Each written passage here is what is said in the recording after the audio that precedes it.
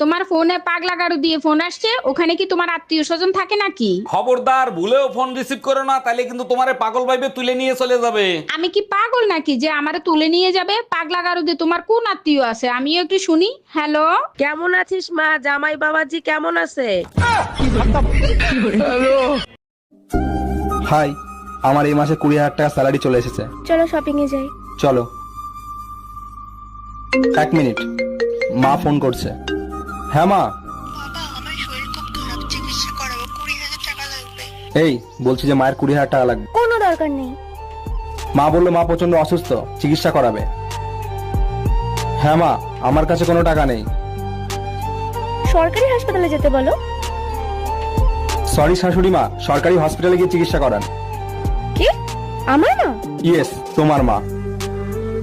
Hello মা, তুমি tension করো না, আমি এখনই টাকা নিয়ে আসছি। বাহ, তোর মা মা আর আমার মা সরকারি মা। বাহ। এই সঞ্জ, এদিকে এসো তো। এই টাকাটা ধরো আর যাও তো তাড়াতাড়ি বাজারের থেকে আমার জন্য সুন্দর দেখে একটা লাল ব্লাউজ নিয়ে আসবা। আচ্ছা ঠিক আছে। বলছি তোমার সাইজ কত গো? কেন তুমি আমার সাইজ জানো না? এইটুকু এইটুকু তবে কি এইটুকু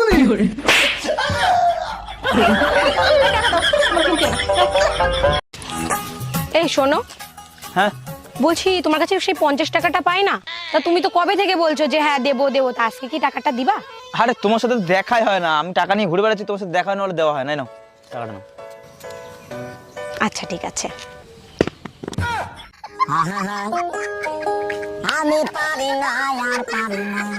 ভাবি, শুনলাম বিয়ের আগে আপনি নাকি কারো কোনো কথা শুনতেন না, এর জন্য আপনি আপনার মায়ের হাতের মাইরও খাইছেন। অরুণ ভাই, শুধু মায়ের খাই নাই, 3 বেলা ভাতের সাথে ঝাটার বাড়ি ফ্রি ছিল। বিয়ের পরে এত ভদ্র হইলেন কি করে? আজ পর্যন্ত শাশুড়ির সাথে তর্ক পর্যন্ত করতে দেখলাম না। ভদ্র কি আর সাধে হইছি? বিয়ের পর যখন জানতে পারছি সব সম্পত্তি শাশুড়ির নামে।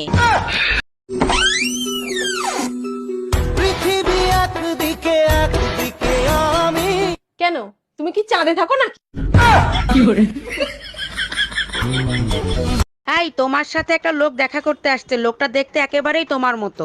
আরে তাই তো, মনে হয় ওর মা আগে আমাদের বাসায় কাজ করতো। তোমাদের বংশটা আসলেই একটা নোংরা বংশ। হ্যাঁ ভাইয়া, আগে কি তোমার মা আমাদের বাসায় কাজ করতো?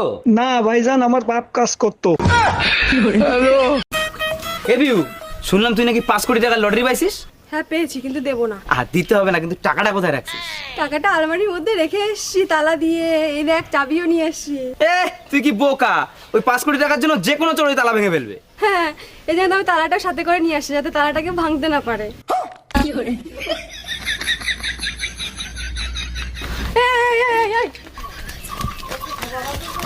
আমার মিষ্টি ভাবির মন খারাপ কেন? কি হয়েছে ভাবি? জানেন অরুণ ভাই, পাশের বাড়ির রুম্পা ভাবি তার একটা কষ্টের কথা বলে আমার কাছ থেকে 5,000 টাকা ধার নিছিল। আমি জানি তো, আপনার মন অনেক বড়, কারো কষ্ট সহ্য করতে পারেন না। আমার 14 গোষ্ঠী কষ্টে আছে বলেও টাকাটা ফেরত আনতে পারলাম না।